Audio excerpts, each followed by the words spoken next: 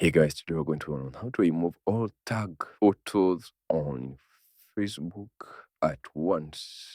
And in order for us to do that, all we have to do is to launch our Facebook application, and then we are going to tap on the three lines, and it's going to take us to this menu. From here, we are going to tap on settings, and we're going to tap on settings again, and then we are going to scroll down until we find activity. Then we're going to tap on activity log, and then we are going to tap on public tags, and that's where we can actually find the people who have tagged us in any photo or any video. But as you can see, for the current moment, I don't have any. And another alternative that we can actually try doing is tapping on our profiles and then tapping on the three lines. From there, we're going to tap on activity log, and as you can see, it is actually taking us to the same exact place. We can actually tap on your Facebook activity, then we're going to scroll down until we see activity you're tagged in.